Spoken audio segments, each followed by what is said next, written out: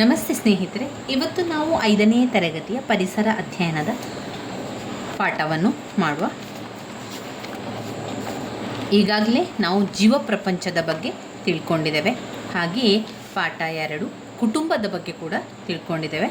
ಇವತ್ತು ಸಮುದಾಯದ ಕ್ರೀಡೆಗಳ ಬಗ್ಗೆ ತಿಳ್ಕೊಳ್ಳೋ, ಸಮುದಾಯದ ಬಗ್ಗೆ ಕೂಡ ಆಗಿದೆ. ಇನ್ನು ಸಮುದಾಯದ ಕ್ರೀಡೆಗಳ ಬಗ್ಗೆ ತಿಳ್ಕೊಳ್ಳೋ ಸ್ನೇಹಿತರೆ. ಸಮುದಾಯದ ಕ್ರೀಡೆಯಲ್ಲಿ ನೀವು ಪುಟ ಸಂಖ್ಯೆ 52 ತೆಗೀರಿ. ಸಮುದಾಯದ ಕ್ರೀಡೆಗಳು 52. ಇಲ್ಲಿ ಕ್ರೀಡೆಗಳು ಸಮುದಾಯದಿಂದಲೇ ಹುಟ್ಟಿಕೊಂಡಿದೆ. ನಮ್ಮ ಬಿಡುವಿನ ಸಮಯವನ್ನು ಕಳೆಯಲು ಜನರು ಕಂಡುಕೊಂಡಂತಹ ಮಾರ್ಗವೇ ಕ್ರೀಡೆ. ಕ್ರೀಡೆಗಳು ಸಮುದಾಯದಲ್ಲಿನ ವ್ಯಕ್ತಿಗಳ ಸಂಬಂಧವನ್ನು ಹೆಚ್ಚಿಸುತ್ತದೆ. ಸಮುದಾಯದಲ್ಲಿನ ಹಿರಿಯರು ಮತ್ತು ಕಿರಿಯರು ಒಟ್ಟಿಗೆ ಕೂಡಿ ಆಡುವಂತಹ ಅವಕಾಶವನ್ನು ಕಲ್ಪಿಸುವಂಥದ್ದು ಕ್ರೀಡೆ. ಜನರು ಮನೋರಂಜನೆಗಾಗಿ ಮತ್ತು ದೈಹಿಕ ವ್ಯಾಯಾಮಕ್ಕಾಗಿ ಕಂಡುಕೊಂಡ ಚಟುವಟಿಕೆಗಳೇ ಕ್ರೀಡೆಗಳು. ಇವು ಸಮುದಾಯದ ಸಾಮರಸ್ಯವನ್ನು ಹೆಚ್ಚಿಸಿ ಎಲ್ಲರೂ ಒಟ್ಟಾಗಿ ಕೂಡಿ ಆಡಿ ನಲಿಯುವ ಚಟುವಟಿಕೆಗಳಾಗಿದೆ. ಇಲ್ಲಿ ಮಕ್ಕಳಿಗೆ ಕೊಡುವಂತಹ ಚಟುವಟಿಕೆ ಭಾನುವಾರ ಶಾಲೆಗೆ ರಜೆ.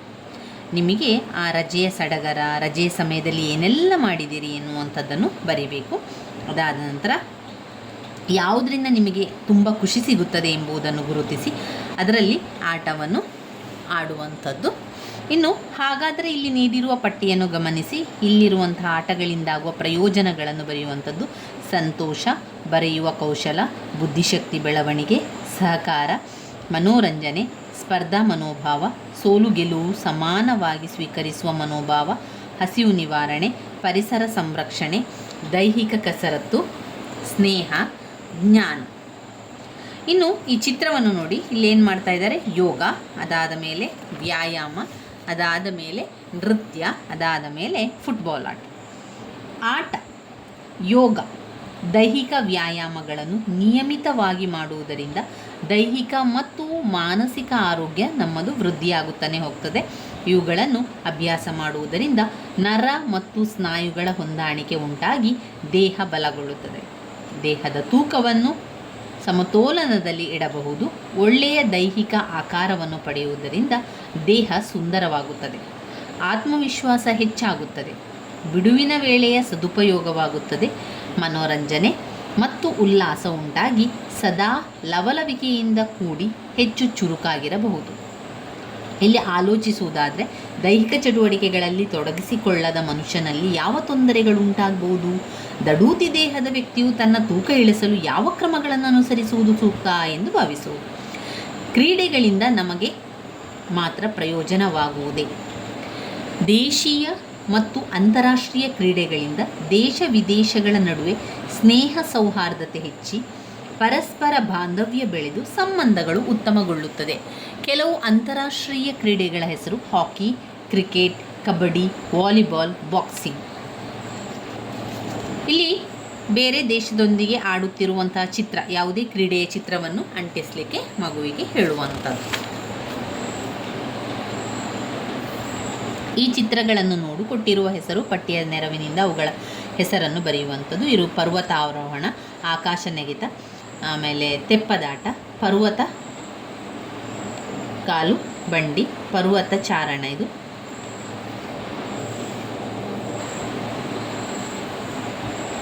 ಈ ಚಿತ್ರಗಳನ್ನು ನೋಡಿದಾಗ ಅಬ್ಬಾ ಎಂದು ಅನಿಸುವುದಲ್ಲವೇ? ಇವು ಕೂಡ ಕ್ರೀಡೆಗಳೇ ಆಗಿದೆ. ಆದರೆ ಅವುಗಳೆಲ್ಲವೂ ಕೂಡ ಒಂದು ರೀತಿಯ ಸಾಹಸವಾದ ಕ್ರೀಡೆಗಳು. ಓದಿ ತಿಳಿಯುವಂಥ ವಿಚಾರಗಳು, ರೋಮಾಂಚನ ಮತ್ತು ವಿಶೇಷ ಅನುಭವ ನೀಡುವ ದೈಹಿಕ ಸಾಮರ್ಥ್ಯವನ್ನು ಆಧರಿಸಿದ ಕ್ರೀಡೆಗಳಲ್ಲಿ ಸಾಹಸ ಕ್ರೀಡೆಗಳು ಕೂಡ ಸೇರ್ತದೆ. ಈಗ ನಮ್ಮ ಹಳ್ಳಿಗಳಲ್ಲೂ ಕೂಡ ಸಾಹಸ ಕ್ರೀಡೆಗಳು ಮಾಡ್ತಾನೆ ಇರ್ತಾರೆ. ಹಾಗೆಯೇ ಸಿಟಿಗಳಲ್ಲಿ ಕೂಡ ಸಾಹಸ ಕ್ರೀಡೆಗಳಾಗುವಂಥದ್ದನ್ನು ಕಾಣ್ಬೋದು. ಅಂತಾರಾಷ್ಟ್ರೀಯ ಸಾಹಸ ಕ್ರೀಡೆಗಳು ಕೂಡ ಇವೆ. ಈ ಕ್ರೀಡೆಗಳು ಸಾಮಾನ್ಯವಲ್ಲದ ಸನ್ನಿವೇಶಗಳಲ್ಲಿ ಗುರಿ ಮುಟ್ಟುವ ಸವಾಲನ್ನು ಒಡ್ಡುತ್ತದೆ. ಈ ಕ್ರೀಡೆಗಳು ಹೆಚ್ಚಿನ ತಯಾರಿ, ವೇಗ, ಕುಶಲತೆ, ತರಬೇತಿ ಮತ್ತು ದೈಹಿಕ ಕಸರತ್ತನ್ನು ಹೊಂದಿದ್ದು ಕ್ರೀಡಾಪಟುವಿಗೆ ಹೊಸ ಹೊಸ ಸವಾಲುಗಳನ್ನು ಒಡ್ಡುತ್ತದೆ. ಇಂತಹ ಕ್ರೀಡೆಗಳಿಂದ ಮನಸ್ಸಿಗೆ ಉಲ್ಲಾಸ ಉಂಟಾಗ್ತದೆ. ಅಪಾಯ ಎದುರಿಸುವ ಛಲ, ಮಾನಸಿಕ ಧೈರ್ಯ, ದೈಹಿಕ ಕಸರತ್ತು ಮತ್ತು ಮನೋರಂಜನೆ ಕೂಡ ದೊರೆಯುತ್ತದೆ. ಆದರೆ ಇವು ಅಪಾಯಕಾರಿ ಕ್ರೀಡೆಗಳು ಕೂಡ ಹೌದು. ಆದ್ದರಿಂದ ಕೆಲವೊಂದು ಎಚ್ಚರಿಕೆಯನ್ನು ಅನುಸರಿಸಬೇಕು. ಸರಿಯಾದ ತರಬೇತಿ ಮತ್ತು ಮಾರ್ಗದರ್ಶನವಿಲ್ಲದೆ ಈ ಕ್ರೀಡೆಗಳಿಗೆ ಭಾಗವಹಿಸಬಾರದು. ಯಾವುದದು? ಸಾಹಸ ಕ್ರೀಡೆಗಳನ್ನು ಹೇಳ್ತಾ ಇರುವಂಥದ್ದು. ನಾವು ದಿನನಿತ್ಯ ಆಡುವಂಥ ಸಣ್ಣ ಪುಟ್ಟ ಆಟಗಳನ್ನು ಯಾವುದೇ ತರಬೇತಿ ಬೇಕು ಅಂತ ಇಲ್ಲ. ಈ ಕ್ರೀಡೆಗಳಲ್ಲಿ ತೊಡಗಿಸಿಕೊಳ್ಳುವ ಮುನ್ನ ಅವುಗಳಿಗೆ ಬೇಕಾದ ವಿಶಿಷ್ಟ ಸಾಧನಗಳನ್ನು ಮತ್ತು ನಿರ್ದಿಷ್ಟ ಕುಶಲತೆಯನ್ನು ಕಡ್ಡಾಯವಾಗಿ ಪಡೆದಿರಬೇಕು. ಬಹಳ ತಾಳ್ಮೆ ಹಾಗೂ ಜವಾಬ್ದಾರಿಯಿಂದ ವರ್ತಿಸಬೇಕು. ಸಂದರ್ಭ ಸಮರ್ಪಕವಾದ ರೀತಿಯಲ್ಲಿ ನಿರ್ವಹಿಸಬೇಕು. ಸಾಹಸ ಕ್ರೀಡೆಗಳ ಸಂದರ್ಭದಲ್ಲಿ ಬರುವ ಅಪಾಯ, ಹಾನಿ ಮತ್ತು ಆಪತ್ತುಗಳನ್ನು ಭಾಗವಹಿಸುವ ಕ್ರೀಡಾಳುಗಳು ಕೂಲಂಕುಷವಾಗಿ ಅಭ್ಯಾಸ ಮಾಡಿ ಅವುಗಳನ್ನು ಎದುರಿಸಲು ಅನುಭವವನ್ನು ಪಡೆದು ಬೇಕಾದ ತಯಾರಿ ಮತ್ತು ತರಬೇತಿಯನ್ನು ಪಡೆದಿರಬೇಕು. ತಂಡದ ಸಹಯೋಗದೊಂದಿಗೆ ಕ್ರೀಡೆಗಳಲ್ಲಿ ಪಾಲ್ಗೊಳ್ಳಬೇಕು.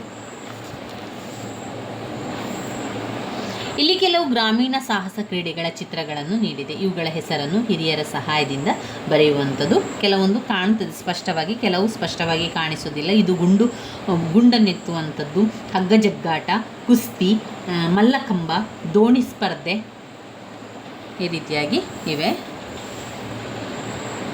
ಇನ್ನು ನಿನ್ನ ಕುಟುಂಬದವರಿಗೆ ತಿಳಿದಿರುವ ಯಾವುದಾದರೊಂದು ಸಾಹಸ ಕ್ರೀಡೆಯ ವಿವರಗಳನ್ನು ಸಂಗ್ರಹಿಸಿ ಇಲ್ಲಿ ಬರೀಬೇಕಾಗಿರುವಂಥದ್ದು. ನಿಮಗಿದು ಗೊತ್ತೇ ಎನ್ನುವಂಥದ್ದು. ಪ್ರಪಂಚದಲ್ಲಿಯೇ ಅತ್ಯಂತ ಎತ್ತರವಾದ ಮೌಂಟ್ ಎವರೆಸ್ಟ್ ಶಿಖರವನ್ನು ಮೊದಲು ಏರಿದವರು ಎಡ್ಮಂಡ್ ಹಿಲರಿ ಮತ್ತು ತೇನ್ಸಿಂಗ್ ನೋರ್ಗೆ. ಮೌಂಟ್ ಎವರೆಸ್ಟ್ ಶಿಖರ ಏರಿದ ಮೊದಲ ಭಾರತೀಯ ಮಹಿಳೆ ಬಚೇಂದ್ರಿ ಪಾಲ್. ಗ್ರಾಮೀಣ ಸಾಹಸ ಕ್ರೀಡೆಗಳು ನಮ್ಮ ಸಂಸ್ಕೃತಿಯ ಪ್ರತಿಬಿಂಬಗಳು. ಆದರೆ ಆಧುನಿಕತೆ, ಟಿವಿ, ಅಂತರ್ಜಾಲದ ಪ್ರಭಾವದಿಂದಾಗಿ ಇತ್ತೀಚೆಗೆ ಇವು ಮರೆಯಾಗುತ್ತಿದೆ. ಕುಸ್ತಿ ಕ್ರೀಡೆಯು ಮೈಸೂರು ಮಹಾರಾಜರ ಕಾಲದಿಂದಲೂ ಬಂದಿದ್ದು ಇಂದಿಗೂ ದಸರಾ ಕ್ರೀಡೆ ಒಂದು ಭಾಗವಾಗಿ ಉಳಿದುಕೊಂಡಿದೆ. ಸೈಕಲ್ ತುಳಿಯುವುದು, ಈಜುವುದು, ಬಿರುಸಾಗಿ ನಡೆಯುವುದು, ಯೋಗಾಭ್ಯಾಸ ಮಾಡುವುದು ಉತ್ತಮ ಅಭ್ಯಾಸ. ಇದರಿಂದ ಆರೋಗ್ಯ ಉತ್ತಮಗೊಳ್ಳುತ್ತದೆ. ಇವಿಷ್ಟು ವಿಚಾರಗಳು ನಮ್ಮ ಸಮುದಾಯದ ಕ್ರೀಡೆಗಾಯಿತು. ಇನ್ನು ಬರುವಂಥ ವಿಚಾರ ನೈಸರ್ಗಿಕ ಸಂಪನ್ಮೂಲಗಳು. ಅದನ್ನು ನಾವು ಮುಂದಿನ ವಿಡಿಯೋದಲ್ಲಿ ತಿಳ್ಕೊಳ್ಳುವ. ಈ ಸಮುದಾಯದ ಕ್ರೀಡೆಗಳು ಇವಿಷ್ಟು ಸಮುದಾಯದ ಕ್ರೀಡೆಗಳಾಗಿದೆ. ನನ್ನ ವಿಡಿಯೋಸ್ ಎಲ್ಲ ನಿಮಗೆ ಇಷ್ಟ ಆಗಿದ್ದರೆ ಲೈಕ್ ಕೊಡಿ, ಶೇರ್ ಮಾಡಿ, ಸಬ್ಸ್ಕ್ರೈಬ್ ಮಾಡಲಿಕ್ಕೆ ಮರಿಬೇಡಿ ಸ್ನೇಹಿತರೆ. ಧನ್ಯವಾದಗಳು.